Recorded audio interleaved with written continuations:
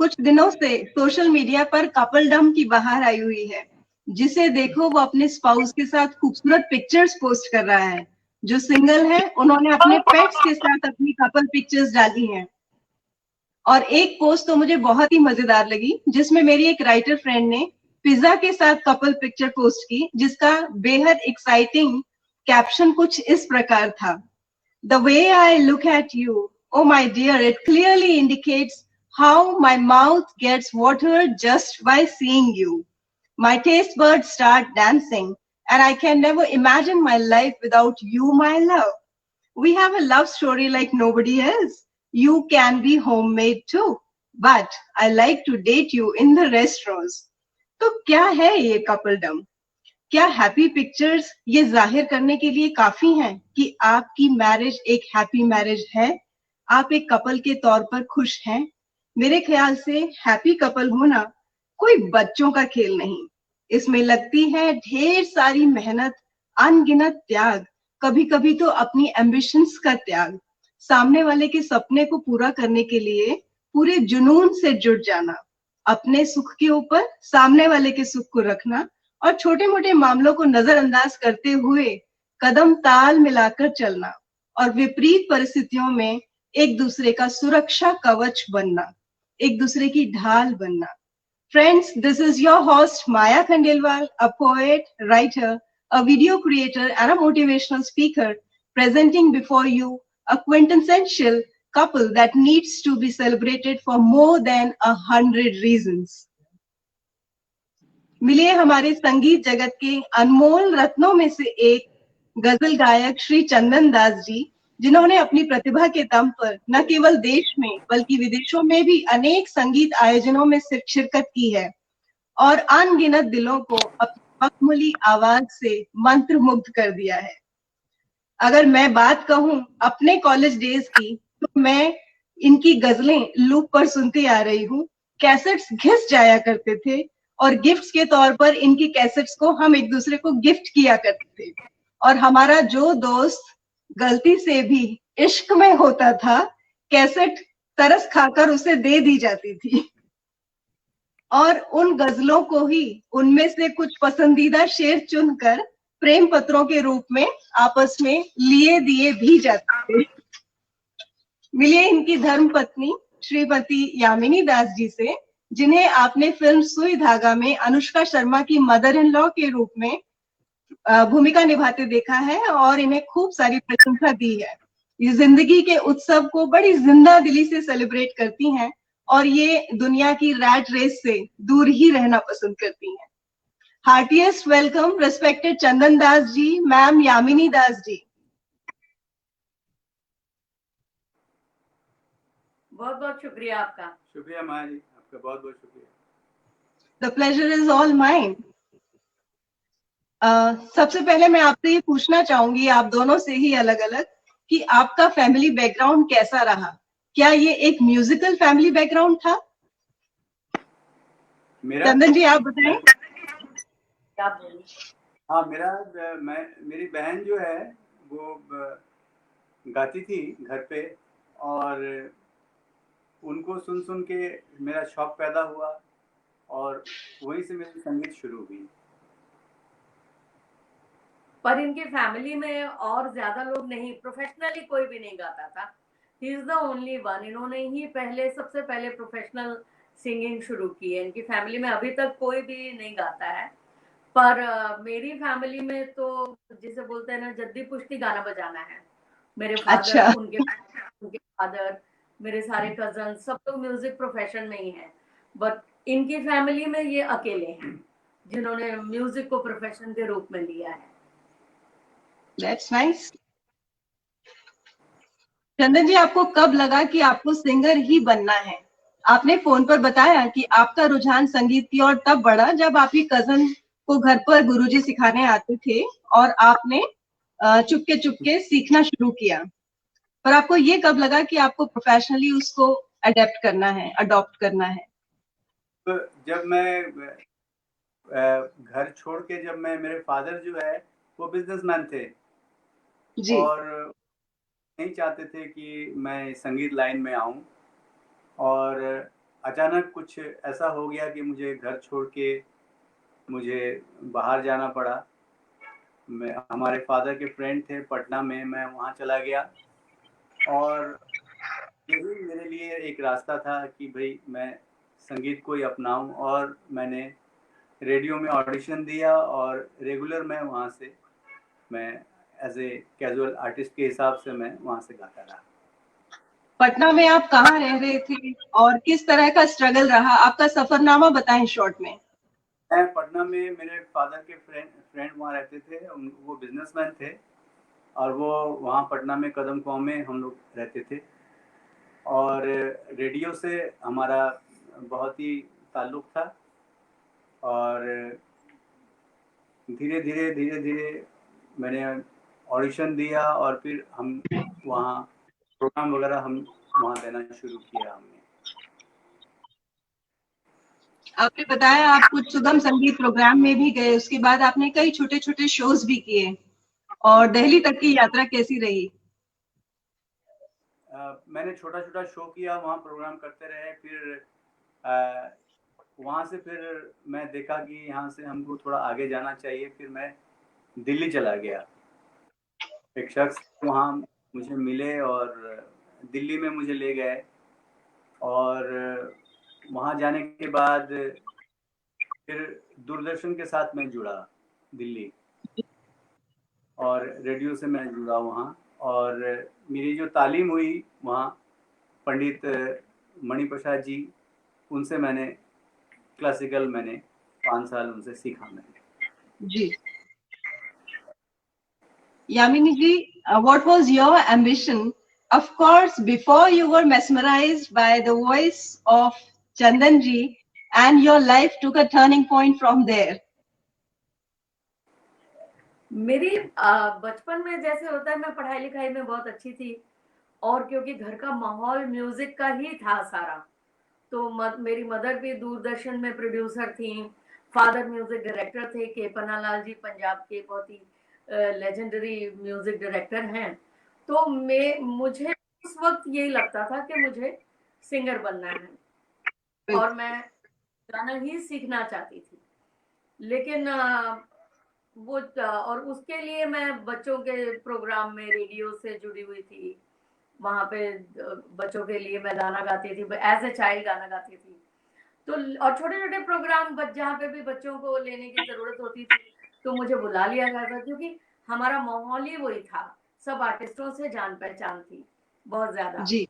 तो लेकिन फिर वही म्यूजिक के सिलसिले में ही मेरी मुलाकात इनसे हुई, इनको सुना, तो मुझे पहले तो ये था कि भाई मेरे को सिखाएंगे शायद, तो नहीं, पहले मिलने से पहले तो आवाज का सम्मोहन था ना, पहले उसके बारे में बात करते हैं। एक्चुअली मैंने इनकी आवाज से भी ज्यादा पहले मैंने अपने कुछ, मेरे फादर के स्टूडेंट्स वगैरह आते थे हमारे घर में, तो उनसे कुछ नई गजलें सुनी। तो उनसे मैंने पूछा कि भैया आप ये गजलें कहाँ से मतलब सीख रहे हो, क्योंकि वो सब गजलें मैंने कभी सुनी नहीं थी। मैंने अपने फादर के अलावा और जगजीत जी के अलावा मैंने किसी की गजल नहीं सुनी थी। तो उन्होंने बोला कि ये एक नए सिंगर आए बंगाल से, और उनका नाम है चंदन दास। तो मैं उस वक्त 13-14 साल की थी, तो मुझे अच्छा। वो गजलें अच्छी लगी। तो मैंने उनको बोला भैया को कि कभी भी शो होगा तो भैया मुझे लेके चलना। तो मुझे अच्छा। अपने में मेरे चाचा के घर पे इनका जाना आना था। मुझे पता था कि एक सिंगर आया है, और पता नहीं, वो होता है ना, एक सोल मेमोरी होती है। मेरा वो सिंगर के साथ कनेक्शन वो अनबिलीवेबल है, पर मुझे लगता था कि इतनी अच्छी गजलें गाता है। और इनका एक प्रोग्राम भी मैं सुनने गई वो भैया के साथ ही, उन्होंने बोला चलो तुम प्रोग्राम सुनो, तो हम लोग गए सुनने के लिए। अब बाद में मुलाकात नहीं हो पाई, ये चले गए जल्दी, अच्छा हुआ नहीं हो पाई, नहीं तो ये तो मेरे को यूं ही 14-15 साल की लड़की, हटो तुम यहाँ से। तो वो, और जब मेरे को पता, मम्मी बोलते थे कि आज हमने चंदन को रिकॉर्ड किया है, तो मेरे पता नहीं क्यों कान खड़े हो जाते थे कि अच्छा क्या गजल गाई क्या। तो वो एक अलग अजीब सा कनेक्शन था। तो एम्बिशन फिर बाद में यही हो गई कि चंदन दास से शादी करनी है। क्या जब बात है। रेडियो चाइल्ड बच्चों के प्रोग्राम से मुझे बोला गया कि अब आप ऑडिशन कीजिए और युववाणी के लिए आप ऑडिशन कीजिए यहाँ पे। तो तब तक ये मेरी लाइफ में आ गए थे 16 साल में। तो मैं फिर एम्बिशन सारी यही हो गई कि इनके साथ शादी करनी है बस। 16 साल में आ गए, 1 साल के बाद जो है शादी हो गई। 17 साल में शादी हो गई। तो जो मैंने एम्बिशन की वो मेरी पूरी हो गई, ऊपर वाला मेहरबान। तो 17 साल की उम्र में आपकी शादी हो गई, पर वो हाँ। कब हुआ और कैसे हुआ? How did it begin? शादी कैसे हुई? शादी कैसे हुई? इश्क कैसे हुआ? देखते ही हो गया था, मतलब क्या हो गया था देखते ही। मुझे मैंने मम्मी को बोला था 16 साल जिस दिन मेरे हुए पूरे, तो मैंने मम्मी को बोला मम्मी अभी मैं 16 साल की हो गई, इस साल मुझे तो किसी ना किसी से प्यार हो जाएगा। तो अरे मम्मी बाप रे! बहुत ओपन माइंडेड, मम्मी बहुत दूसरी किस्म की थी मेरी। तो मम्मी ने बोला चलो ठीक है जो भी होगा तुम मुझे बता देना जब तुम्हें प्यार होगा। तो मैंने कहा हाँ जरूर आपको बताऊंगी सबसे पहले। और 2 दिन के बाद ही ये हमारे घर आ गए। तो घर आ गए तो मैं मेरा गाना सुना, फिर मम्मी को बोला कि ठीक है मैं इसको गाना सिखाऊंगा और मैं अगले संडे आऊंगा। और मैं सुबह से अगले संडे में वेट कर रही हूँ और मैं सोच रही हूँ कि क्यों मैं वेट कर रही हूँ इस आदमी का, इस तरह से तो मैंने कभी किसी का नहीं किया है। तो पर मेरे को 15 दिन के अंदर अंदर मुझे क्लियर हो गया था कि अब वो सब एम्बिशन हट गई है और ये अब ये काम यही हो रहा है यहाँ अब पे, जो अब कबाड़ा इसमें यही होना था, जो दिल का कबाड़ा होना था, वो हो चुका है। हो गया। My goose is cooked. कबाड़ा नहीं, जो हुआ अच्छा हुआ। नहीं दिल का जो कबाड़ा कुछ हुआ हुआ, ना। बिल्कुल दिल का तो कबाड़ा हो ही गया। पूरी वो जो तरह हो 7 गया। दिन का वो जो 7 दिन का इंतजार था, उस इंतजार के बाद जब पहली मुलाकात हुई, तो क्या आपको लगा कि वो 7 दिन का इंतजार जो आपने सोच सोच के किया कि हम मिलेंगे तो ये बोलेंगे या ऐसा होगा, एक सीन जो हम विजुअलाइज कर लेते हैं यूजुअली दिमाग में, नहीं क्या मैंने वो ऐसा हुआ? था, मैंने ये सोचा नहीं था कि चंदन दास मेरी लाइफ में आ जाएंगे, ये मैंने नहीं सोचा था। एक्चुअल मैं जब भी मैं दूरदर्शन में जाता था, वहाँ पे इनकी मम्मी दूरदर्शन में थी प्रोड्यूसर, तो मेरी मुलाकात हुई। उन्होंने कहा मेरे को कि भाई तुम कभी हमारे घर आओ, हमारी बेटी गाती है, तुम कभी सुनो। तो मैंने बोला ठीक है, अगर मौका मिलेगा कभी हम आएंगे। तो एकदम एक दिन मूड आया और मैं इनके घर पहुंच गया। ऐसा तो नहीं लगा आपको कि वो जो गाना है ना, शायद मेरी शादी का ख्याल दिल में आया है, इसीलिए मम्मी ने तेरी मुझे चाय पे बुलाया है? नहीं नहीं ऐसा ऐसा जाल बिछता हुआ तो दिखाई नहीं दिया था आपको? बहुत बात आया। और मम्मी ने शादी के लिए भी नहीं बुलाया था, मम्मी ने सिर्फ गाने के लिए बुलाया था। वो तो हम ही लोग। तो मैंने इसका शादी गाना का सुना। ख्याल हमें आया। हाँ, हाँ शादी का ख्याल मम्मी को नहीं आया, शादी का ख्याल हमें आया। आया बाद में। पर ऐसा तो नहीं हुआ कि मिलने के बाद लगा हो कि न जी भर के देखा, ना कुछ बात की, बड़ी आरजू थी मुलाकात की? हाँ जी जी जी। ऐसा ही नहीं उस हुआ? टाइम कौन सा गाना चलता था जो लागू होता है हमारे ऊपर? वो कौन सा आज गाना है? करो यूं ही पहलू में बैठे रहो, वो हम गाते थे अच्छा। फिर। That's beautiful. जहां बात हो रही है आवाज के सम्मोहन की, मैं भी आपको एक छोटी सी, एक प्यारा सा सीक्रेट अपनी लाइफ का बताना चाहूंगी कि यूं ही बैठे बैठे मजे में एक बार मैंने कुछ शरारती बच्चे मेरे दोस्त थे, उनके साथ मिलकर मैंने एक रॉन्ग नंबर डायल किया था। It was a random number that came to my mind and we dialled it and he picked हाँ अप।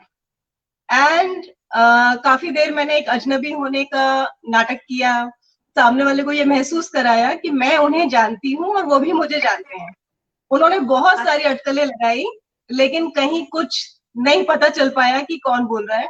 उसके बाद हम उसको भूल गए। थोड़े दिन बाद हमें लगभग महीने 2 महीने बाद फिर से वो प्रैंक कॉल करने की इच्छा हुई, and we had to dig deep in our mind what the number was because we wanted exactly the same number to be dialed again. And this is how हम लोग 1.5 साल तक बातें करते रहे बिना एक दूसरे का चेहरा देखे हुए।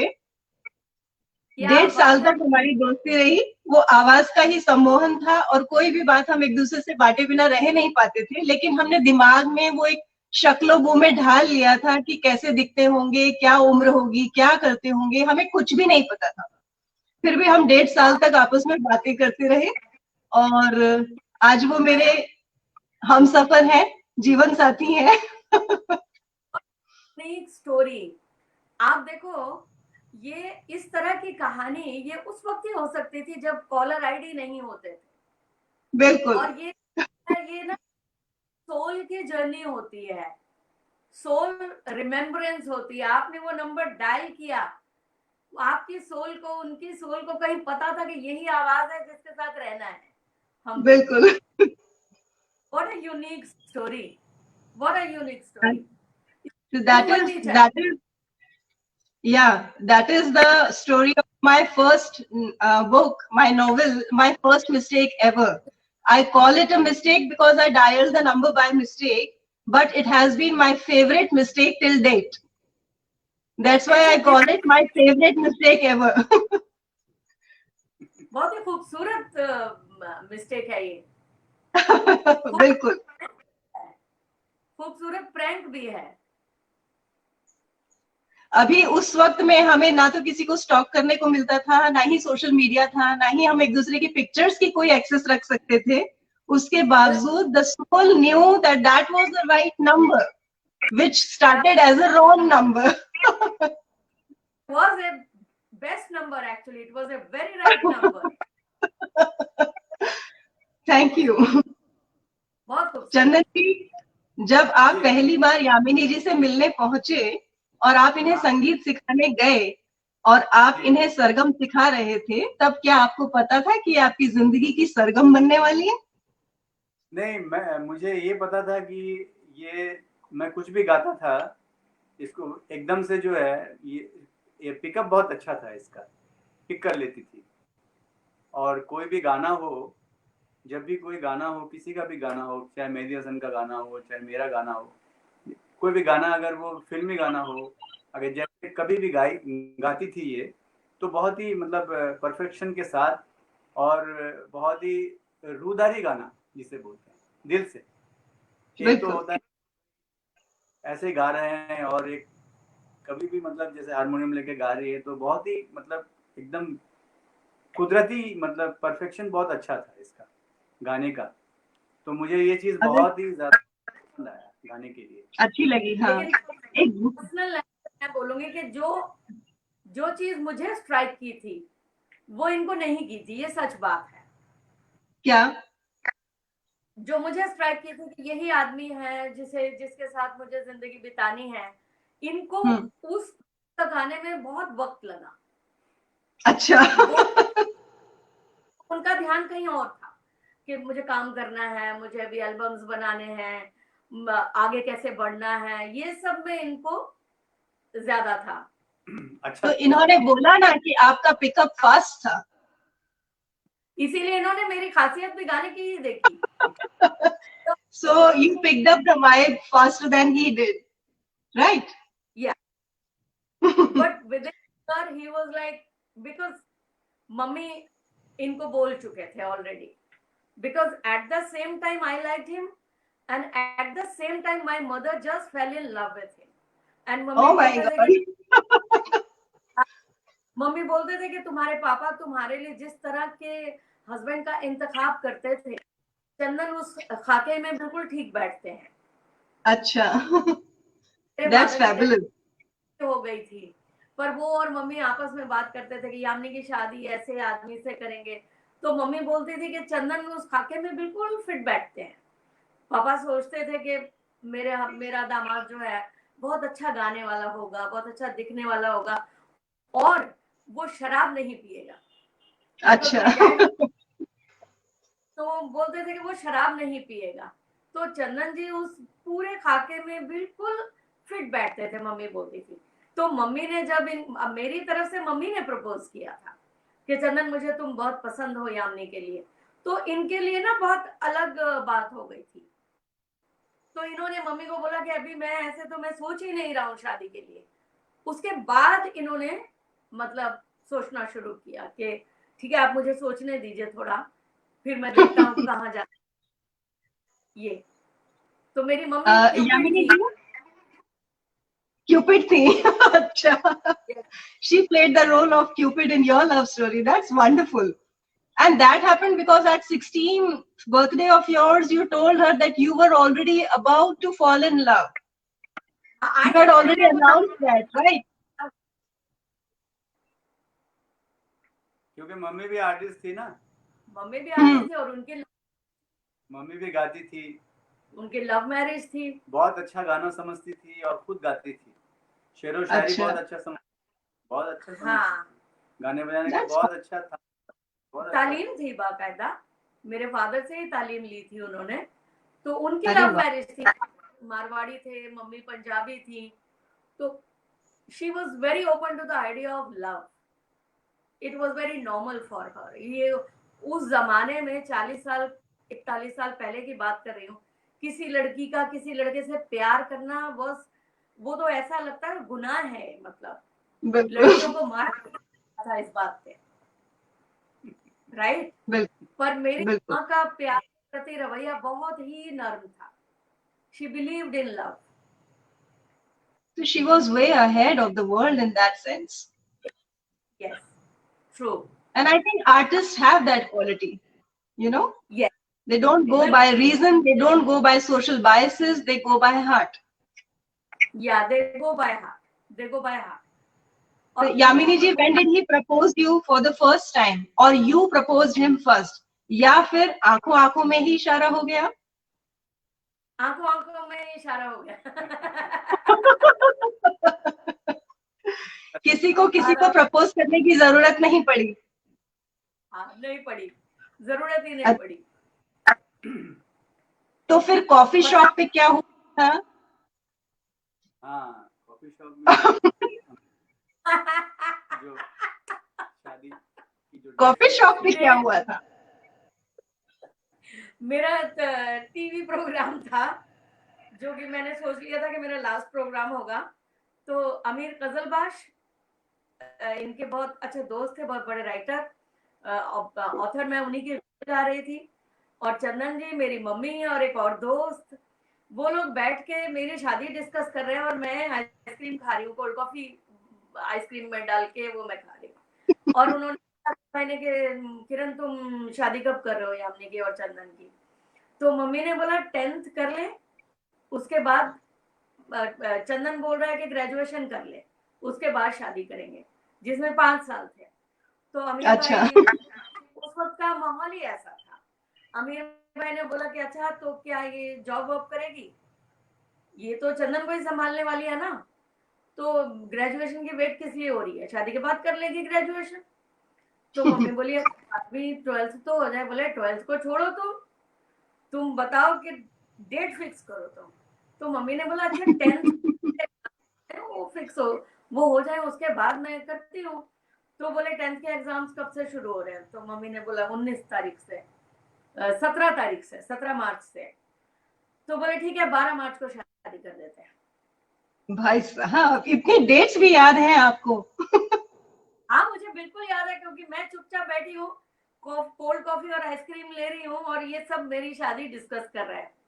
तो अमीर And you भाई were को enjoying मम्मी it ने inwardly, no? हाँ You were enjoying that conversation inwardly. yes I was enjoying very much. I was भाई के चलो अमीर भाई ने बात तो की।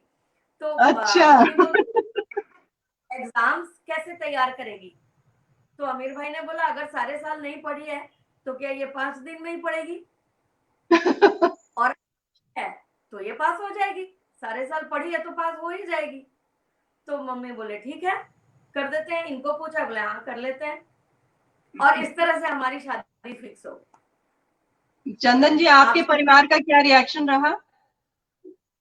हाँ परिवार तो बहुत बाद में पता चला उनको, जब मेरा तो कनेक्शन तब से कट गया था जब मैं घर से निकला और फिर मैं पटना से फिर दिल्ली आया।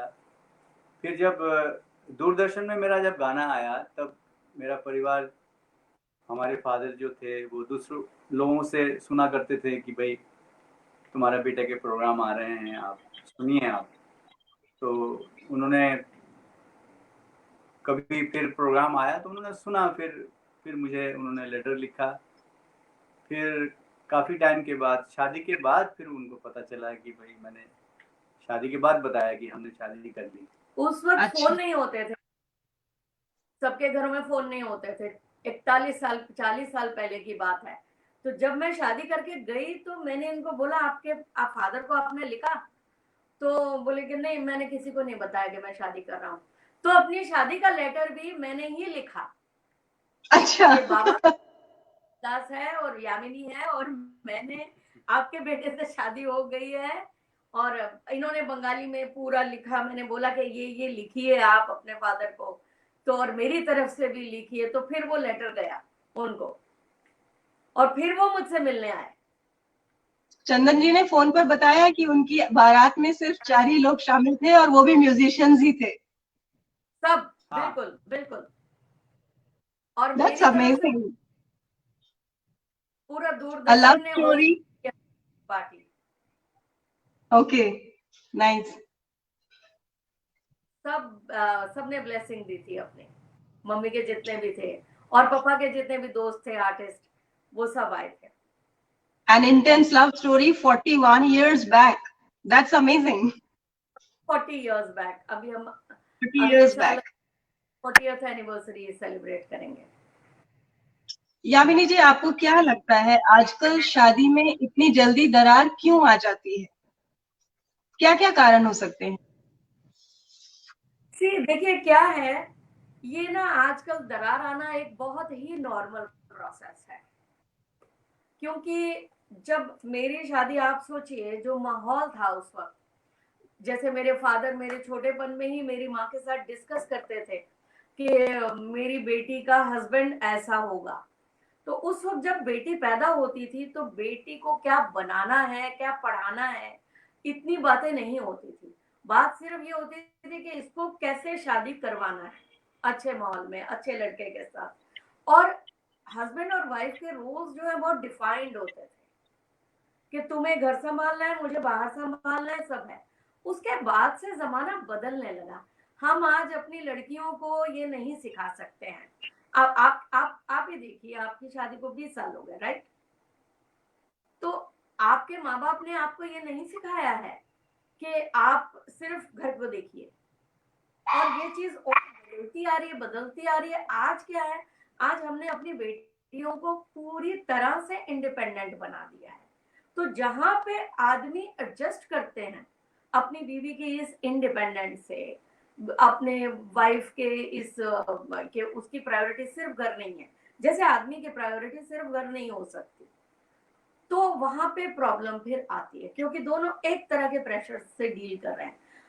औरत बाहर जाती है काम करती है, आदमी बाहर जाता है काम करता है, और वो दोनों उसी तरह के प्रेशर से डील करते हैं। कोई भी आदमी इस दुनिया में कोई भी औरत को इसलिए रियायत नहीं दी जाती क्योंकि वो औरत है। तो इसलिए जो है वो कई बार बैलेंस करना बड़ा मुश्किल हो जाता है आज के टाइम पे। और हमें ने तो अपनी बेटियों को सिखाया है कि आप इंडिपेंडेंट बनिए, कल को कोई भी गलत बात हो तो आपको बर्दाश्त नहीं करनी है, आपको किसी की नाजायज बात नहीं बर्दाश्त करनी है। मेरी बेटी नहीं है पर मेरी नीसेस हैं, उनको भी हम यही बताते हैं कि आप किसी की नाजायज बात बर्दाश्त मत कीजिए। तो उसमें क्या होता है कि कहीं पे कई बार आके कोई भी कॉम्प्रोमाइज करने की पोजीशन में नहीं होता है। इसलिए ज्यादातर शादियां आजकल जो है बड़े रिस्क पे चलती हैं।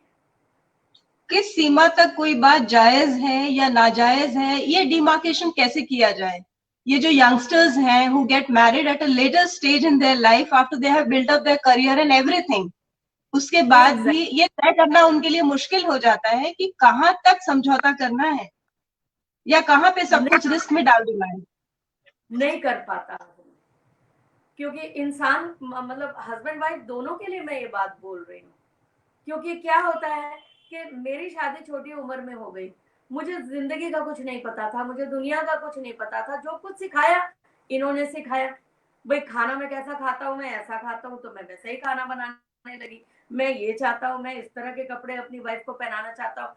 लेकिन आज जब एक लड़की की शादी होती है तो वो अपना एक दिमाग रखती है कि उसको कैसे जिंदगी में चलना है।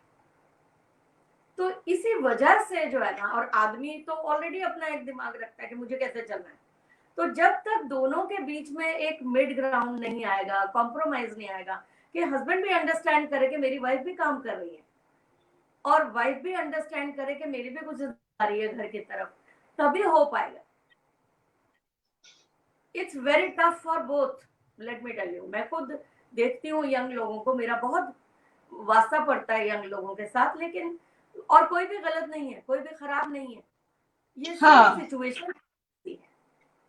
ये शायद सिक्के के दो पहलू हैं और दोनों में ही कुछ भी गलत नहीं है और दोनों ही जरूरी हैं। जरूरी है, बिल्कुल। लेकिन हम जो पेरेंट्स आजकल अपनी बच्चियों को ये एजुकेशन दे रहे हैं, इतना हाईली क्वालिफाइड बना रहे हैं, उन्हें इंडिपेंडेंस का लेसन दे रहे हैं, तो कहीं ना कहीं उन्हें ये भी समझाया जा रहा है कि जहां जरूरत पड़े वहां टॉलरेंस भी आप में होनी चाहिए।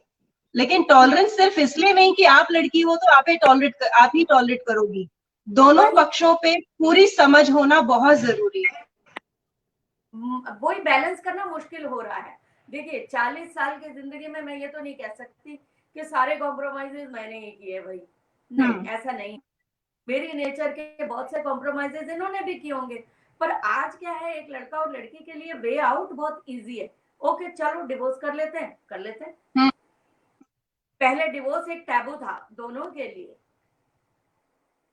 कि भाई मैं, सबसे आदमी भी था कि मैं डिवोर्स लेके मैं क्या करूंगा, और औरत भी सोचती थी मैं डिवोर्स लेके क्या करूंगी। लेकिन आज वो प्रॉब्लम नहीं है। तो कई बार जेन्युइन रीजंस होते हैं, कई बार नहीं भी होते हैं, but marriage institution as an institution अभी बड़े मुश्किल दौर से गुजर रही है, ये सच बात। बिल्कुल बिल्कुल। बिल्कुल। चंदन जी, आपकी पर्सनल असिस्टेंट, आपकी मैनेजर यामिनी जी की क्या भूमिका रही है आपकी करियर बिल्डिंग में?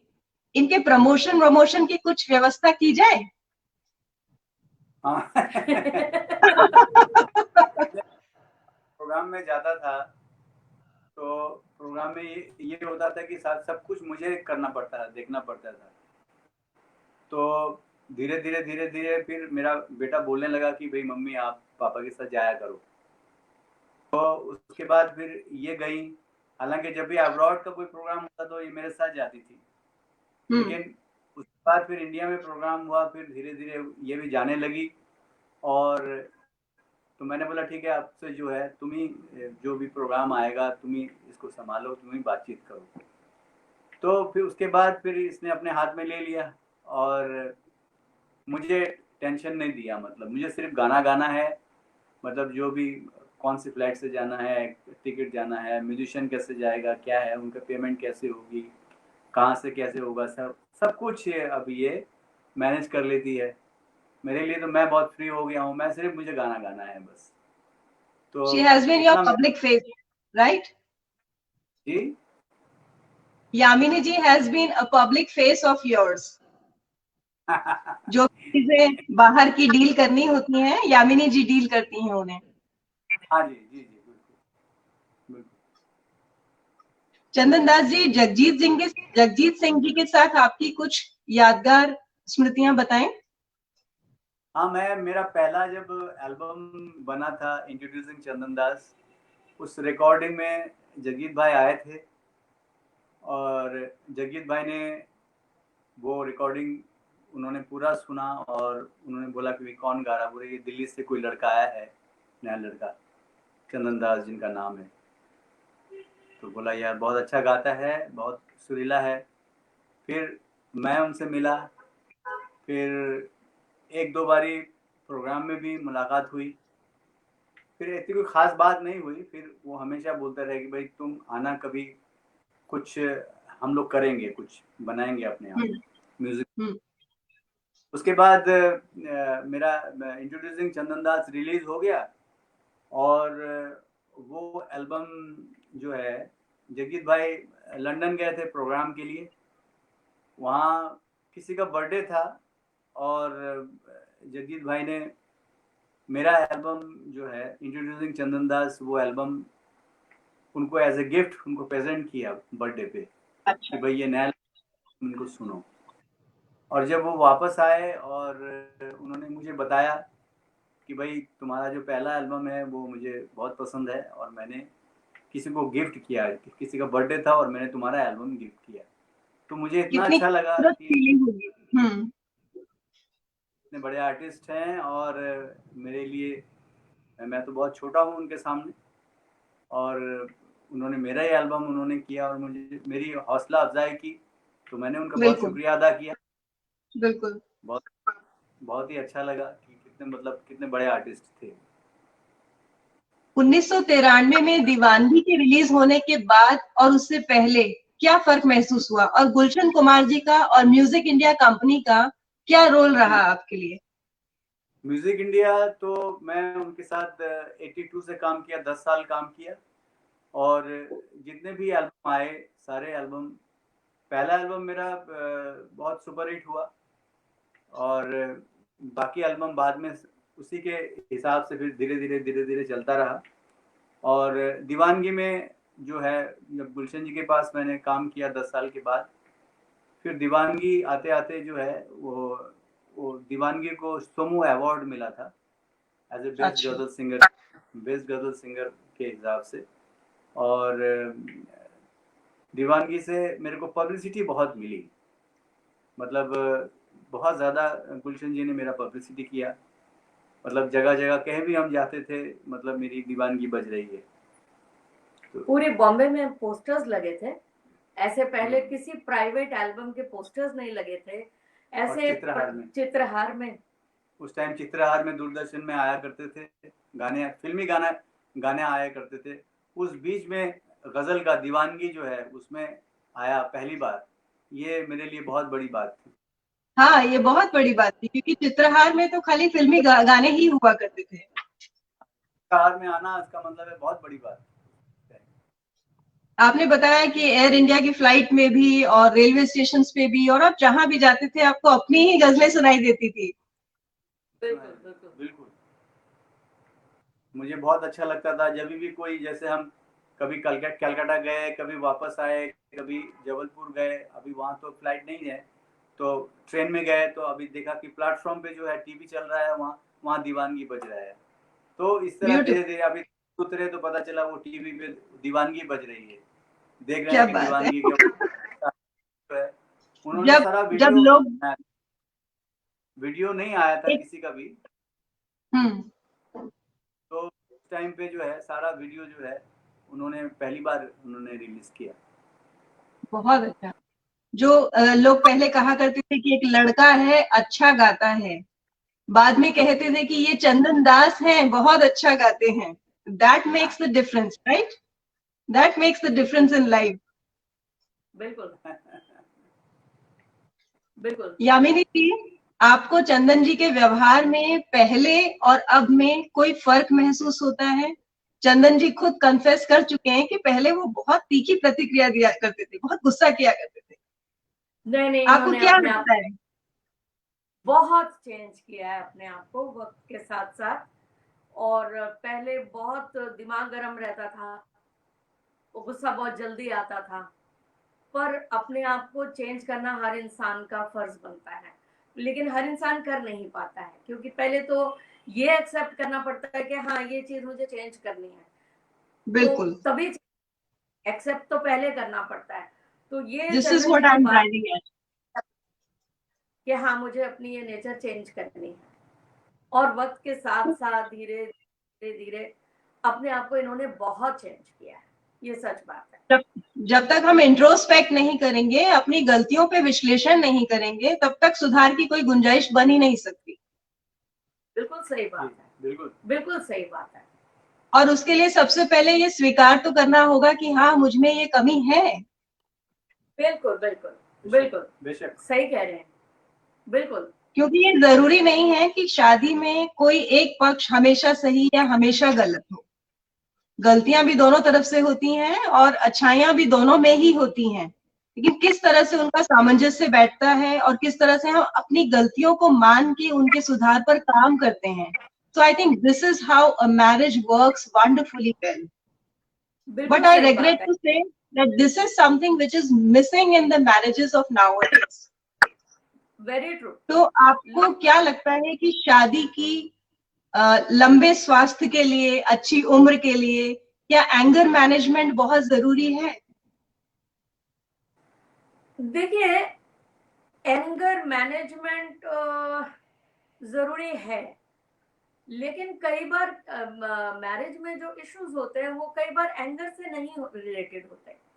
मैरिज में तो कोई भी तरह का इशू हो सकता है, और आइडियल सिचुएशन तो किसी की भी नहीं है. सच बात तो ये है. तो बिल्कुल. जो आज एक और भी जो मुझे दिखता है कि लोग एक आइडियल सिचुएशन लेके चलते हैं कि मुझे ऐसी मैरिज चाहिए. आपको ऐसी मैरिज नहीं चाहिए. आपको उस मैरिज तक जाना पड़ता है, आपको वो मैरिज बनानी पड़ती है. बहुत खूबसूरत आपको बात कही आपने. सिल्वर प्लेटर पे दी नहीं जाती है. तो ऐसा नहीं है कि हम दोनों पहले दिन से हम लोग बहुत ही आपस में बिल्कुल अंडरस्टैंडिंग, ये वो नहीं. किसी दिन अंडरस्टैंडिंग लेवल मेरा कम होता है, किसी दिन इनका कम होगा, लेकिन बिल्कुल. जो है वो बनाया जाता है, हैंड ओवर नहीं किया जाता है. तो बहुत. ये वो डे की बात है. It has to be made every day. अब 40 साल के बाद भी आज भी हमारा झगड़ा हो जाता है, अभी क्या करें, वो हो जाता है. और किसी बहुत ही सिली बात पे हो जाता है, बुरा लग जाता है कुछ भी. तो मैरिज कोई आइडियल सिचुएशन नहीं है. मैरिज वो सफर है जो आपको अपने लिए आइडियल बनाना है. मैरिज में कोई मंजिल नहीं है कि अब हम यहाँ बहुत पहुंच सुंदर गए. बात कही आपने. मैरिज एक अच्छा सफर है, आप उसको बनाइए. कैसा बनाना है, मंजिल नहीं है मैरिज. ब्यूटीफुल. यामिनी जी, आपको फिल्मों में काम करने का मौका कैसे मिला? आपकी कुछ फिल्म्स के बारे में बताइए और आपके इस एक्सपीरियंस के बारे में बताइए. How do you feel being an actress at this age? Actually मैंने कभी सोचा नहीं था कि मुझे काम करना होगा, या मैंने ऐसा कुछ सोचा ही नहीं था. मेरी जिंदगी हमेशा पहले अपने हस्बैंड फिर बेटा उसी में रही है. तो नमित के थिएटर ग्रुप्स हैं, तो उनके साथ मैं बहुत मिक्स हूँ. हमारा घर बच्चों के लिए हमेशा खुला हुआ है. कभी भी आए, स्क्रिप्ट राइटिंग हो रही है, सब कुछ हो रहा है, चल रहा है. तो उसी में मेरी बहुत बच्चों से मेरी जान पहचान है.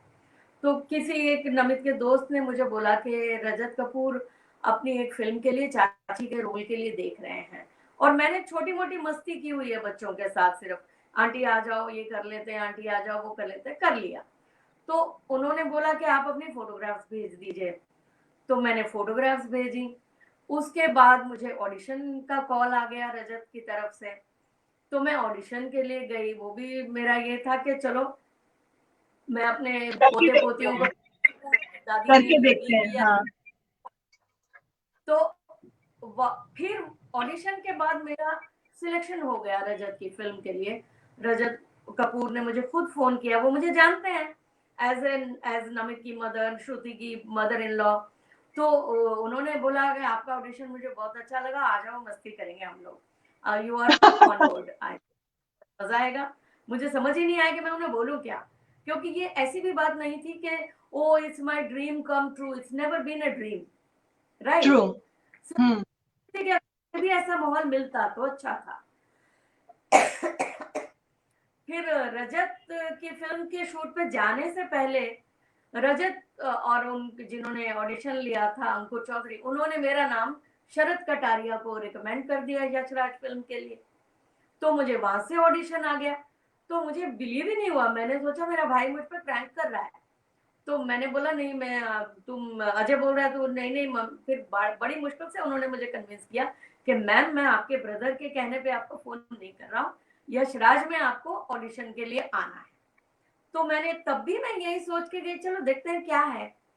अब मजा वहां पे आएगा. मैं गई और मैंने ऑडिशन दिया और मेरा सिलेक्शन हो गया. मुझे वही पता चल गया मेरे दूसरे ऑडिशन के बाद कि भाई ये मेरे को सिलेक्ट कर लिया इन्होंने, क्योंकि वो पूछ रहे थे कि शरद रजत की शूटिंग कब स्टार्ट हो रही है, आप फ्री कब हो. तो मैंने बोला मैं तो फ्री हूँ, मेरे को क्या है. बट ऐसा कुछ हुआ उस टाइम पे, मैं अभी आप मेरे को याद आ रहा है कि मैंने वहां से निकल के मैंने सीधा नमित और श्रुति को, मेरे बेटा और बहू को मैंने मैसेज किया हमारे आपस के ग्रुप पे that I think I have got it. Okay. तो श्रुति का मुझे एकदम से फोन आया, मामा व्हाट हैव यू गॉट? तो मैंने बोला बेटा फिल्म के लिए गई थी, मुझे लगता है मुझे रोल मिल गया है। Then Namit also came on phone के मामा क्या बोल रहे, ही न्यू के Sharad Kataria is looking for somebody. तो बोला मम्मी क्या आप बात कर रहे हो? मैंने बोला मुझे लग रहा है कि शरद ने मुझे सिलेक्ट कर लिया है, मैं ये रोल कर रही हूँ। And I started crying. You started crying? started crying. Why? अब दोनों बोल रहे खुशी की बात है, आप रो क्यों रहे हो? मैंने बोला मुझे खुद नहीं पता मैं क्यों रो रही हूँ, मैं दुखी नहीं हूँ और मैं रो रही हूँ। और फिर करते करते वो जुहू का एरिया आया, वहां पे कॉफी शॉप था, मेरी फेवरेट कॉफी शॉप थी। तो मैंने बोला कि अभी मैं फोन रखती हूँ बेटा और मैं कॉफी पीऊंगी अभी जाके मोशेस पे। मैं बैठी और खाली था वो, और मैं एक अकेली एक कॉर्नर में बैठी एक औरत कॉफी पी रही थी और रो रही थी। तो मुझे पता नहीं क्यों देर तक मैं रोती ही रही। बाद में तो फिर रोल की तैयारी करनी है, डायलॉग्स याद करने हैं, ये सब करना है, तो उसमें फिर बिजी हो गए। और फिर अगेन एक दौर आया जब मुझे पता चला कि मुझे 1.5 महीने तक चंदेरी में रहना पड़ेगा। मैंने इस बारे में सोचा ही नहीं था कि मुझे इतना बड़ा रोल मिल रहा है, मुझे रहना पड़ेगा। तो मैं हिल गई थोड़ा सा, मैं इनके पास आई और मैंने बोला कि देखो ये तो मैं कैसे रहूंगी, मैं तो घर में कभी अकेले नहीं रही हूँ माया। ये प्रोग्राम आते थे तो मेरा घर में नीसेस नेफ्यूज आके पार्टी हो रही है ऑलवेज, मैं कभी अकेली नहीं रही, तो मैं होटल में अकेली कैसे रहूंगी? तो फिर इन्होंने बोला कि देखो ये प्रोफेशनल वर्ल्ड है जिसमें तुम अब एंटर कर रही हो, अब ये तुम्हें करना है, कुछ भी करके यू कैनॉट बैक आउट। 10 दिन पहले तुम बैकआउट नहीं कर सकते प्रोजेक्ट से। और बैकआउट करने का मेरा मतलब भी नहीं था, बट मैं सिर्फ घबराई हुई थी कि मैं 1.5 महीना घर से अकेले कैसे रहूंगी।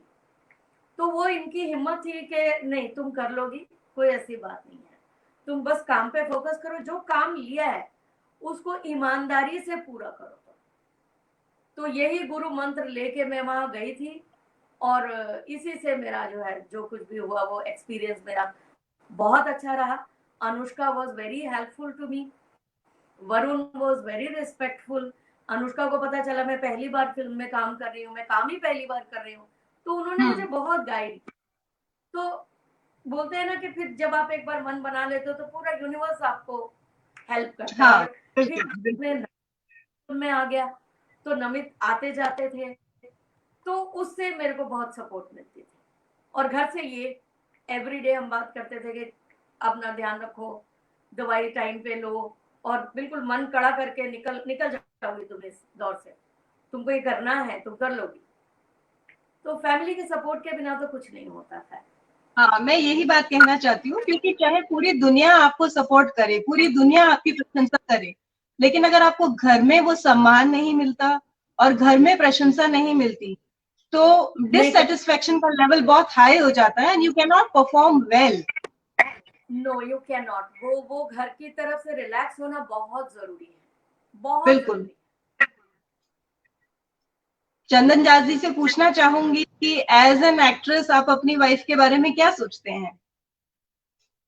वो तो मैं बहुत पहले से जानता, जब मैं शुरू में मिला था ना तो मुझे पता था कि ये हरफन मौला है, एक्टर है, एक्टिंग बाज है, डांसर है, डांस भी बहुत अच्छा करती थी एक टाइम पे।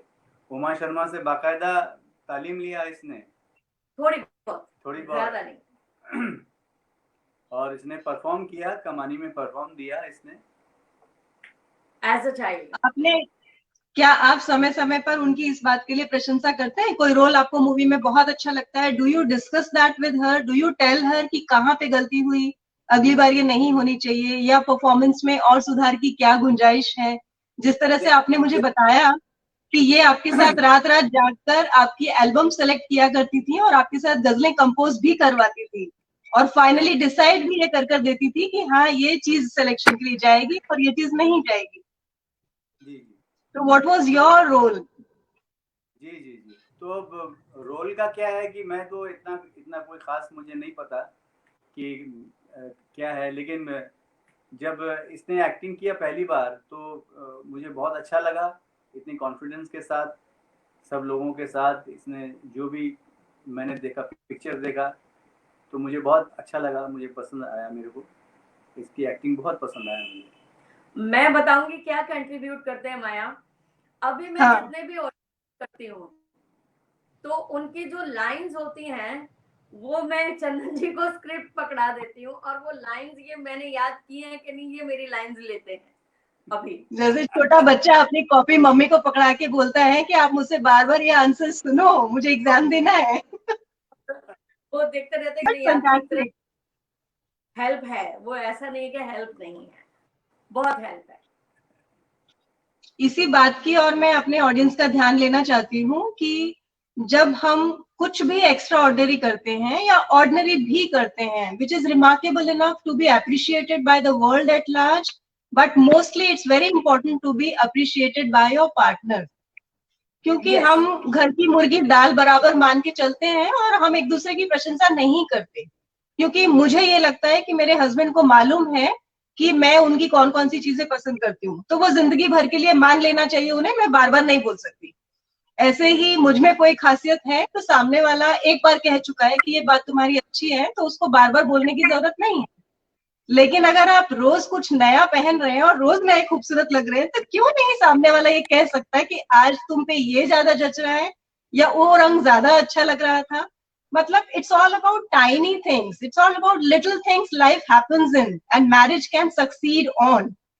तो हम जब दूसरी दुनिया की तारीफ कर सकते हैं, हम जब दूसरे लोगों को देखते हैं तो हम उन्हें बताते हैं कि ये बहुत अच्छा लगता है, या ये काम आपने बहुत अच्छा किया, यहाँ आपकी परफॉर्मेंस बहुत अच्छी थी। पर घर में we are taken for granted mostly. तो this I think is one of the reasons why marriages break, क्योंकि वो जो Yes. जो तलाश घर में पूरी नहीं हो पाती, फिर the person gets inclined to the other people to get that appreciation showered by other people. अगर घर में हम एक Yeah. दूसरे की प्रशंसा करें, हम एक दूसरे की खूबियों की भूरी भूरी प्रशंसा करें, तारीफ करें, खुल के अपना दिल खोल के बताएं कि ये चीज अच्छी है या ये चीज, जब कोई चीज खराब होती है तो हम तुरंत बता देते हैं कि ये लिपस्टिक का कलर तुम पे सूट नहीं कर रहा है, या ये कुर्ता आपने पहना है मुझे ये अच्छा नहीं लगता है, आज के बाद इसे मत पहनिएगा। लेकिन जो चीज अच्छी लगती है वो हम कहना क्यों भूल जाते? बिल्कुल, दोनों खाना रोज जरूरी है। अच्छा लगता है, हम रोज कहना चाहिए कि खाना अच्छा बना है, और जिस दिन कोई कमी होती है तुरंत बता दिया जाता है कि आज खाने में ये कमी है। नहीं, पर एक्चुअली क्या है, हमारे घर में सब लोग बहुत एक्सप्रेसिव हैं, बहुत हाँ एक्सप्रेसिव है इसमें।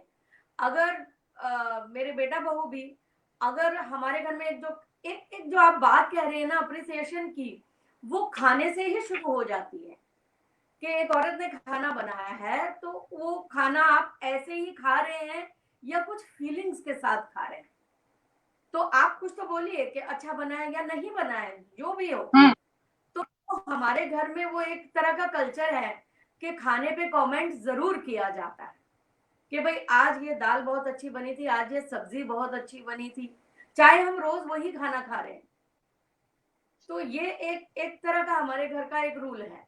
तो बस अप्रिसिएशन इतना ही होता है, बाकी कौन से हम कोई बड़े के देश के काम कर रहे हैं जिसके लिए अप्रिसिएशन हमको पूरी दुनिया देगी, ये छोटे से लेवल पे ही अप्रिसिएशन हो जाता है।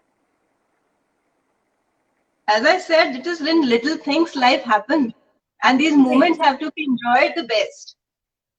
क्योंकि आप ये कहकर नहीं कन्नी काट सकते हैं कि मैं एक्सप्रेसिव नहीं हूँ, मुझे तारीफ वारीफ करना नहीं आता। आपको तारीफ करना सीखना पड़ेगा, आपको आना चाहिए।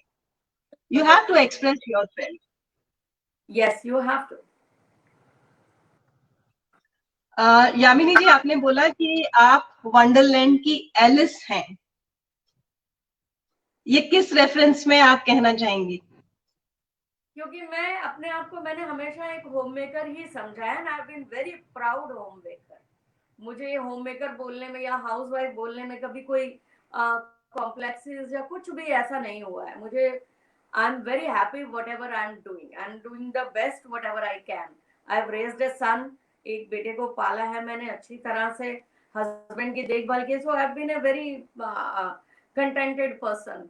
और ये जो दुनिया आई कमर्शियल, कि मैं फिल्म सेट पे हूँ, जबकि मैंने कभी कोई फिल्म सेट विजिट भी नहीं किया है, तो वो मुझे बड़ा अजीब सा, बिल्कुल वैसा ही था जैसे एलिस वंडरलैंड में घूम रही थी, मैं वैसे ही थी। और मुझे लगा था कि ठीक है, एक फिल्म हो गई, इसके बाद मेरा खत्म हो जाएगा। पर फिर सीमा पावा जी का फोन आ गया कि मैं डायरेक्ट कर रही हूँ फिल्म, आप आएंगी मेरे साथ। उनकी बेटी मेरे साथ थी, और नमित और श्रुति दोनों ने सीमा जी के साथ काम किया है, तो मुझे बोला आप आएंगे, तो मैंने बोला चलो ठीक है, करेंगे काम। अब फिर तीसरी फिल्म आ गई, तो मेरे लिए हर चीज एक बहुत ही बड़ा वंडरमेंट है। अगर मैं हर बार इनको बोल कर जाती हूँ मैं कर लूंगी क्या, मेरे से हो पाएगा, और हर बार ये बोलते हैं हाँ कर लेगी, तू टेंशन मत कर, तू कर लेगी, तो हो जाएगा। हर बार का एक नया वंडरमेंट है, हर सेट एक अलग चीज है, हर जगह का माहौल अलग है। और आप इनका तुरुप का पत्ता है। हाँ, मैंने अभी 2 दिन पहले मैंने एड शूट किया है, वो एक अलग एक्सपीरियंस था, मेरा पहला एड था। मैं तब भी इनको सुबह पूछ के तो क्या लगता है मैं कर लूंगी। और हमें अपने अंदर से पता होता है कि हम ये करने के लायक हैं या नहीं है, but still we want that assurance from the partner, क्योंकि जब हमें वो अश्योरेंस मिल जाता है तो वो एक प्रोटेक्टिव क्लोथिंग हो जाती है। क्योंकि मेरे लिए ये प्रोफेशनल लाइफ बहुत अलग चीज है, and he is been a professional all his life, तो ये थोड़ा मुश्किल हो जाता है। मैं हर बार वो उसमें भी डायलॉग्स मैं इनको दिखाती हूँ, मैंने ये डायलॉग ऐसे बोला है, तो फिर लेकिन फिर रात को अभी सुबह 4 बजे मुझे जाना है, और मैंने रात को इनसे ही पूछा कि आपको लगता है मैं कल कर लूंगी सब। हाँ कर लोगे तुम, टेंशन नहीं है, तुम करके आओ काम। यामिनी जी, आपके घर में तो बचपन से ही रेडियो, सिनेमा, संगीत का माहौल था, और आप दोनों अब आर्टिस्ट हैं, तो अपने बच्चों के बारे में कुछ बताइए। What have they chosen as their line of interest और देयर करियर? हमारा एक ही बेटा है, नमित दास, वो एक्टर है, सिंगर है, वो भी 16-17 साल की उम्र से वो कॉलेज से ही थिएटर शुरू कर दिया था उन्होंने, और थिएटर करते करते करते फिर म्यूजिकल थिएटर किया, टेलीविजन सीरियल एक 19 साल की उम्र में किया, फिर उन्होंने छोड़ दिया, टेलीविजन थिएटर में वापस आ गए, फिर फिल्म्स की, तो अभी भगवान की दया से बहुत अच्छा अपना काम कर रहे हैं। अभी उनका एक नया वेब शो आया है, आर्या, बहुत He has लोगों ने done a देखा है। wonderful job in Arya. Yes, he has done a wonderful job in Arya. हाँ, तो वो आर्या में है, और उनका यही काम है, और उनका एक म्यूजिकल बैंड भी है जिसमें वो अपने हिसाब से म्यूजिक करते हैं, नमित दास प्लस अनुराग शंकर।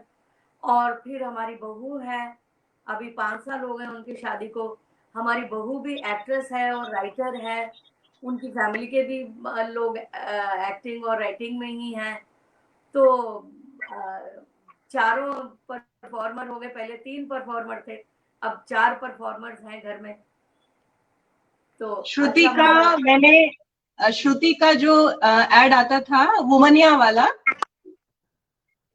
वो बहुत ही फैबुलस था, but at that time I didn't know she was your daughter-in-law. Now I've come to know about this. So my next question is about Shruti herself. How does she react to seeing her mother-in-law getting ready for a shoot and going for a movie? And how's your tuning with her? How does she react to it? अरे she gets excited, she gets very excited. जब यहाँ add आया था तो उस वक्त they were dating, तो शादी नहीं हुई थी, लेकिन जब ये शादी के बाद, and she has been telling me, mum you are so talented, मम आप कुछ करो, ममा आप कुछ करो, आपको कुछ करना चाहिए, आप कुछ करते क्यों नहीं हो। मैं बेटा मैं क्या करूंगी, नहीं मम्मा आप कुछ भी कर सकते हो, आप सोचो इस बारे में कि आपको क्या करना है। तो जब ये फिल्म का मेरा हुआ तो शी वाज डैम एक्साइटेड, और अभी भी जब मैं कोई ऑडिशन पे जाती हूँ, मैं उसे बताती हूँ कि बेटा मैं इस ऑडिशन पे गई हूँ, ये मेरा सिलेक्शन हुआ है, तो शी गेट्स वेरी एक्साइटेड।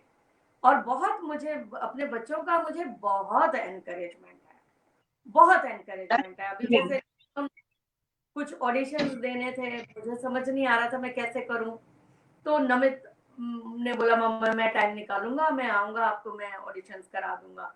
वो ऑडिशन करा देते। अगर कोई चीज हो तो मैं सबसे पहले मैं अपने बच्चों को बताती हूँ कि ये है भाई, अभी ये चल रहा है, and they encourage me a lot, they encourage me a lot.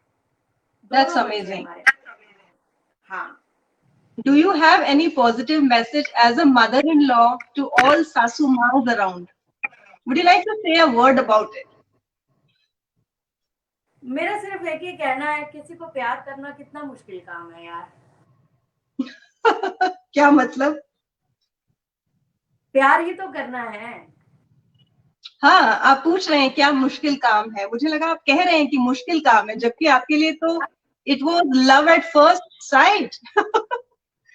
मैं अपने बेटे को जितना प्यार करती हूँ, मुझे तो बहुत लोगों से प्यार है, मुझे सबसे प्यार है, तो उसमें मेरी बहू को भी मैं प्यार ही कर सकती हूँ ना, तो इतना मुश्किल काम नहीं है प्यार बिल्कुल। करना। बस यही है और और कुछ नहीं चाहिए। मतलब ये कोई जरूरी नहीं है कि if you are a daughter in law और if the another person is a mother in law you just have to pick faults in each other. ये एक बायस होता है, लड़कियों के मन में भी बायस होता है, वो अपनी सास को कभी भी अपनी माँ नहीं समझ पाती हैं, दर्जा नहीं दे पाती हैं। जो ममत्व वो अपनी माँ से चाहती हैं वो अपनी सास से उसकी अभिलाषा नहीं रखती, वो उसको एक प्रतिद्वंदी के तौर पे देखती हैं। Most of the नहीं, cases, I'm not saying exceptions are always there, so it has to be a two-way process. मेरे ख्याल से जो लड़की नई आती है वो अपने घर के संस्कार, अपनी चीजें लेके आती है, ठीक है, और जिसके घर में आई है उनको ओपन होना पड़ेगा ज्यादा। आप आते ही अपनी चीजें उस पर थोप नहीं सकते कि नहीं हमारे घर में तो ये होता है, हमारे घर में तो ये होता है, हमारे घर में तो ये होता है। बिल्कुल। आपको एक्सेप्ट करना पड़ेगा कि उसका माहौल अलग है। मेरे घर में मैगी नॉन स्टिक में बनती है, उनके घर में मैगी स्टील में बनती है, स्टील के पतीले में बनती है। बस इसी से तो एक्सेप्ट करना है और कुछ नहीं है। यहीं आके प्रॉब्लम होती है। क्योंकि अगर 25-30 साल उस बच्ची ने वहां जो भी सीखा and she was treated as a princess and she was all intellectual and qualified in everything and she was appreciated wholeheartedly for whatever she had as her qualities, what happens that world comes to a damp when she comes to know कि यहाँ आते ही उसकी कमियां निकालना शुरू किया जाता है कि तुम्हें ये नहीं आता, तुम्हें ये नहीं सिखाया गया, तो वहीं से शायद डीमोरलाइजेशन शुरू हो जाता है और वहीं पे प्रॉब्लम शुरू हो जाती है शादी में। बिल्कुल बिल्कुल। और इट्स वाइस वर्सा। या इट्स वाइस वर्सा, राइट। किसी औरत को अपने हस्बैंड की माँ को प्यार करने में कितनी वक्त लगता है, क्या चीजों की जरूरत है, तो dedication, understanding. We are very lucky. Shruti का इनके साथ रिलेशन बहुत अच्छा है। अगर वो कोई कॉम्पोजिशन करेंगे, she is so proud of him, she tells everybody that Chandan Das is my father in law. अगर वो कोई कॉम्पोजिशन करेंगे और उसे सुनाएंगे कि बेटा देखो ये कॉम्पोजिशन की है, वो पोइट्री के लिए पूछती है इनसे, पापा जरा बताना इसका क्या है। तो प्यार करना दोनों तरफ से इतना कोई मुश्किल काम नहीं है, लोगों ने बहुत मुश्किल बना लिया है। बिल्कुल बिल्कुल। अब ये पहन रहे हो, मैं रेड क्यों पहन रही हूँ, ये बातों में ही हम फंस गए।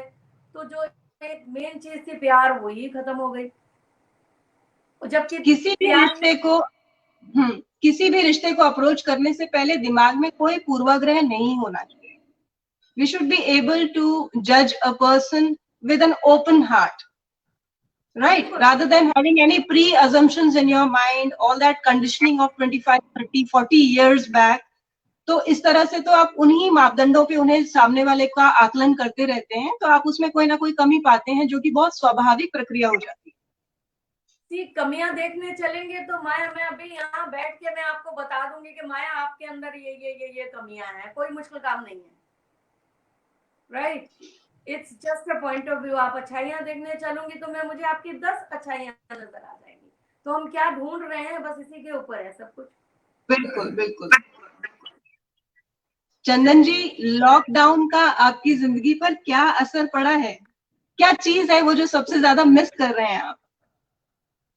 मैं सबसे ज़्यादा मिस कर रहा हूँ अपने जो मेरे खास ऑडियंस थे, जो हमारे ऑडियंस हैं, जो हमें हमेशा बुलाते हैं, प्यार करते हैं, बहुत नज़दीकी उनके साथ हमारा संबंध जो हमेशा होता है, उस चीज़ को हम मिस कर रहे हैं।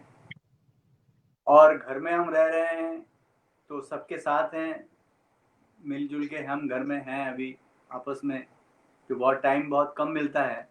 बाहर जब जाते हैं तो उसमें बाहर ही रहता है, अभी घर में है लेकिन अभी बहुत ज़्यादा हो गया है घर में। वही देख रही हूँ मैं आजकल, ये ऑब्जर्व कर रही हूँ अपने आसपास कि समय ज्यादा मिल जाने की वजह से भी प्रॉब्लम्स हो रही हैं। अब ये हम चाह रहे हैं कि फिर से हम अपने जो हमारे श्रोता हैं उनके बीच में जाऊं और उनको मैं अपनी गज़लें सुनाऊं, और अपनी दिली ख्वाहिश जो है, बड़ी खुशी होती है सबके साथ अपना प्यार बांटना, अपना बहुत अच्छा लगता है सबके आशीर्वाद लेना। बस इसको मिस करता हूँ और कुछ नहीं, बाकी घर में तो बहुत and what about the communication at home? जो घर में जो कम्युनिकेशन है उसका क्या रोल है कि घर में हार्मनी बनी रहे? जी, क्योंकि घर में सदस्यों की संख्या होती जा रही है कम, संवाद होता जा रहा है कम, और शायद ये भी एक कारण है शादियों के टूटने का। हाँ, ये भी है, क्योंकि क्या होता था कि पहले चीजें पूरे परिवारों के बीच में होती थी, अब चीजें सिर्फ 2 लोगों के बीच में है। डिसीजन भी उनका है और साथ रहना नहीं रहना जो भी है, प्रॉब्लम्स भी उनकी हैं, हल भी उनके ही हैं, सब कुछ उनका है, मजबूरी किसी को नहीं है। But this communication has to be very strong between husband and wife, because when this breaks, the magic breaks. ये एक्चुअली ना depends from person to person, और ये जब 2 लोग एक चीज को चाहते हैं ना, 2 लोग एक चीज को चाहते हैं, तब हो सकता है। अब एक आदमी कुछ और चाहता है, एक आदमी कुछ और चाहता है। पहले 2 लोग एक ही चीज चाहते थे कि ये मुझे घर ठीक रखना है, अभी ऐसा नहीं है। और ट्रस्ट में, मैंने बहुत यंग लोगों के साथ मेरा राब्ता रहता है, मैंने देखा है कि कोई भी कई बार फॉल्ट पे नहीं होता है। तो और बहुत से इंटरवेंशंस बाहर के भी हैं, बहुत ज्यादा है, जो कि पहले माँ बाप कभी नहीं चाहते थे कि बच्चे अलग हों, राइट? यही बोला जाता था कि भाई साथ रहो। तो बहुत से फैक्टर्स हैं जो आजकल के रिलेशनशिप्स पे असर करते हैं। अच्छा, दोनों करनी है तो कई बार टाइम फैक्टर भी होता है कि दोनों की जॉब्स इतने डिमांडिंग है कि वो अपने आपस में एक दूसरे को समझ ही नहीं पाए, एक दूसरे को टाइम ही नहीं दे पाए।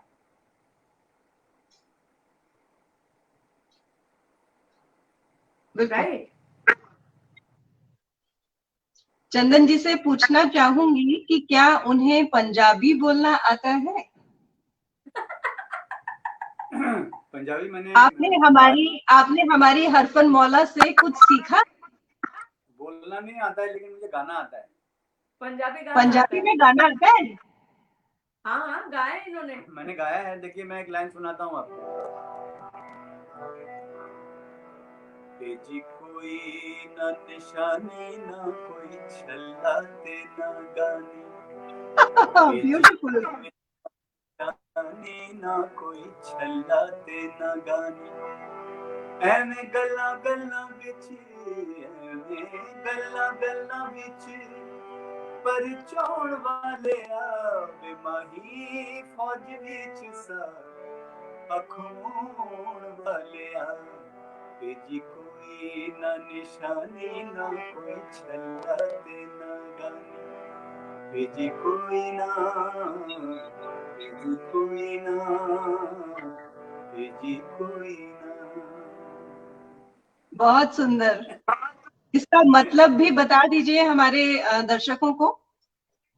ये जैसे पंजाब में होता है ना, नहीं मैम, आप यामिनी जी नहीं बताएंगी, चंदन जी बताएंगे। चंदन जी ने पंजाबी में गाना गाया है तो ये चैलेंज उनके लिए है।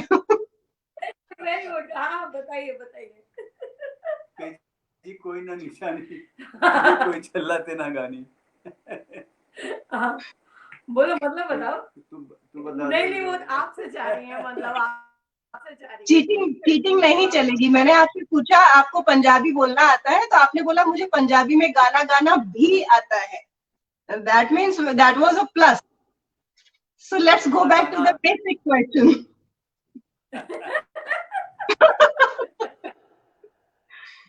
यामिनी जी, आपकी मदद की जरूरत पड़ गई। हाँ बिल्कुल, पर इनसे ज्यादा अच्छी बंगाली मैं बोल लेती हूँ। मतलब जितनी इनको पंजाबी बिल्कुल नहीं आती है, पर मुझे थोड़ी बहुत बंगाली आती है। मैं अपनी सिस्टर इन लॉ के साथ मैं बोल लेती हूँ बंगाली, थोड़ी बहुत मैं बोल लेती हूँ। तो कभी आपने इन्हें बोला अमित अमा के भालोबाशी? अरे बहुत बार, वो तो मैं बहुत बार। बोलती ही रहती हूँ। ये तो रविंद्र संगीत भी गाती है। अरे वाह, क्या बात है। मैं ज्यादा बंगाली हूँ। वो एक चंदन जी ने एक बहुत खूबसूरत सी लाइन फोन पे कही थी, जो मुझे सुन के बड़ा ही मजा आया था। वो पंजाबी में क्या बोला था आपने? मैं बोल दूंगी तो आप फिर कॉपी कर लीजिएगा। आप ही बोलिए। क्या है कि होया तुसा बोलन छड़िया।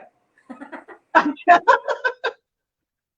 और होया तुसा बोलन छड़िया। ये भी गुलाम अली जी का गाना है। अच्छा, हाँ। नहीं, पंजाबी में इसको क्या बोलते हैं कि मैं तुम्हें क्या बताऊं? मैं तुम्हें क्या बताऊं?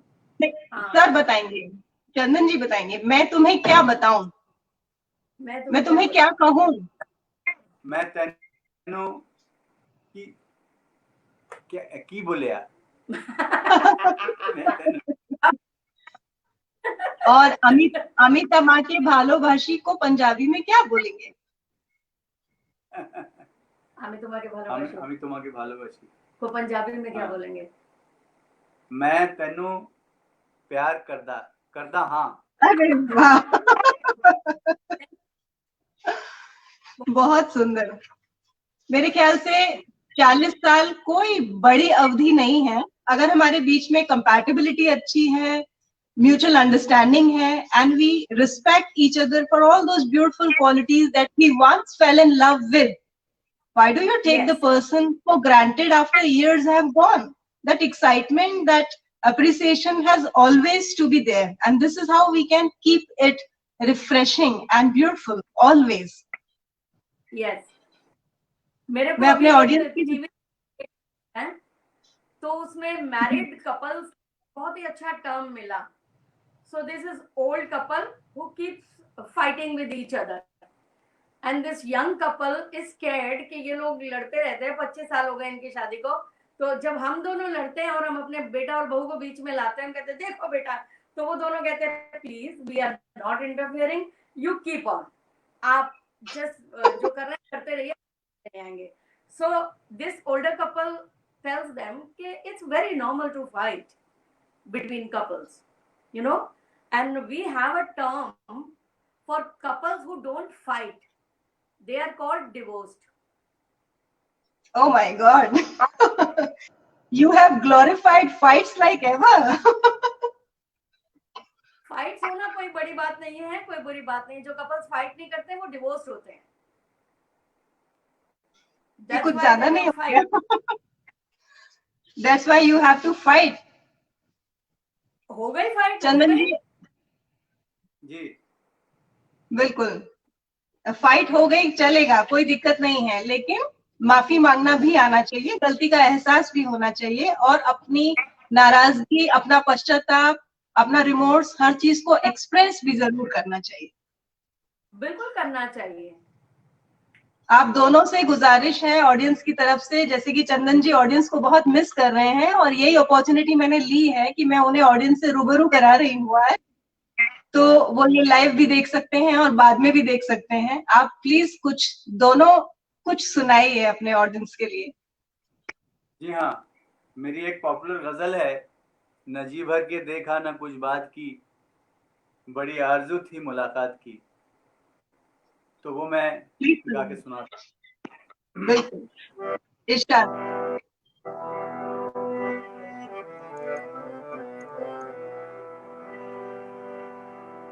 न जी भर के देखा न कुछ बात की, बड़ी आरज़ू थी मुलाकात की।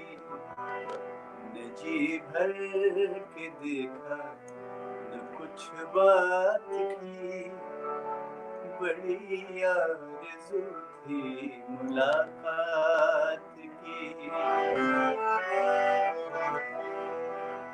कई साल से कुछ खबर ही नहीं, कई साल से कुछ खबर ही नहीं, कई साल से कुछ खबर ही नहीं।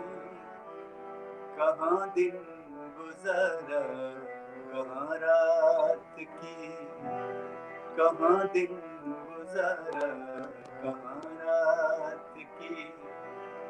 न जी भर के देखा न कुछ बात की, बड़ी आरज़ू थी मुलाकात की।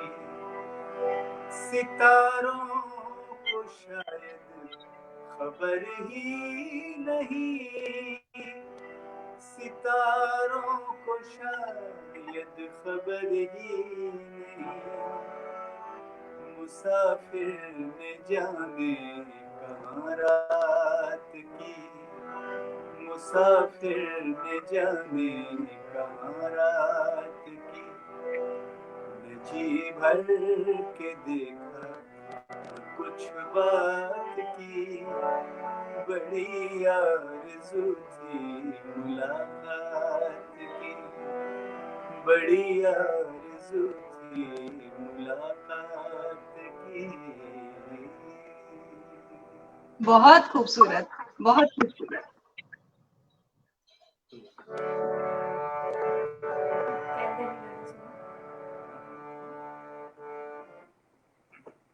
मैं एक पंजाबी गीत सुनाती हूँ। मैडम नूरजहां मेरी बहुत फेवरेट है, तो मैं उनके ही गाने गाती हूँ हमेशा। स्वागत है। कहंदे ने नैना तेरे कोल रहना, कहंदे ने नैना तेरे कोल रहना, कहंदे ने नैना मेरे दिलदार दिलदार तू है कहना, कहंदे ने नैना।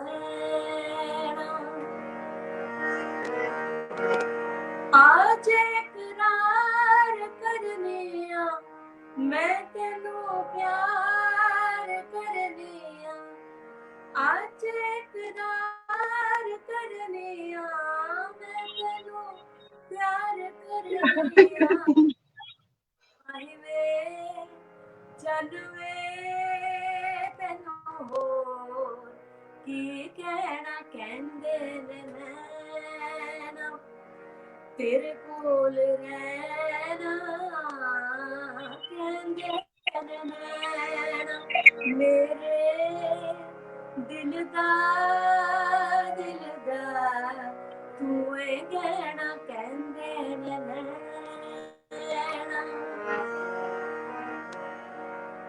जी करे कोल बैठी रहो, बैठी बैठी मैं तकदीरा, जी करे कोल बैठी रहो, बैठी बैठी मैं तकदीरा। खुशियां लखां तेरा मिल बैना, कहंदे ने नैना। बहुत सुंदर, बहुत सुंदर। एक मैसेज देख पा रही हूँ मैं लास्ट में, तेनू प्यार करदा। कोई प्रेरित हो गया है, कोई प्रेरित हो गया है माया को बताने के लिए कि मैं तेनू प्यार करदा। मैं तेनू प्यार करदा, मैं तेनू प्यार करदा। हाँ, 2-3 दिन से जब से हमारी बात हुई, अपॉइंटमेंट हुई और जब से मैं आपकी गज़लें घर में सुबह शाम चला रही हूँ, मेरे हस्बैंड जो म्यूजिक के बहुत ज्यादा शौकीन नहीं है, या ये कहिए कि इतने ज्यादा व्यस्त रहते हैं कि उनके दिमाग में कोई भी एक गाना पूरा चल नहीं पाता, उससे पहले उन्हें अपनी बिजनेस की प्रॉब्लम्स और चीजें याद आने लगती हैं, तो वो पूरा किसी भी गाने को कॉन्सेंट्रेट नहीं कर पाते। लेकिन 3-4 दिन से हम लोग अपनी चाय का लुत्फ आपकी गजलों के साथ उठा रहे हैं, और अभी तो आपसे उन्होंने ये भी सीख लिया है कि मैं तेनू प्यार करता हाँ। So it was such a privilege to be with such a beautiful couple. I'm sure my audience has also enjoyed it a lot. Thank you so much, Chandan ji. बहुत अच्छा लगा आपसे बात करके, बहुत मजा आया, बहुत मजा आया। मेरा सौभाग्य है कि हम आपसे मिले और हमने आपको सभी से रूबरू कराया। बहुत बहुत धन्यवाद आपको। बहुत बहुत thank you, thank you so much. Thank you.